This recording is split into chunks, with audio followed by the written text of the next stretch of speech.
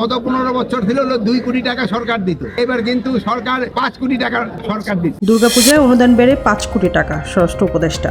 দৈনিক সময় দিগন্ত পত্রিকার সাথে যুক্ত আমি ফারজানা ইসলাম মধু।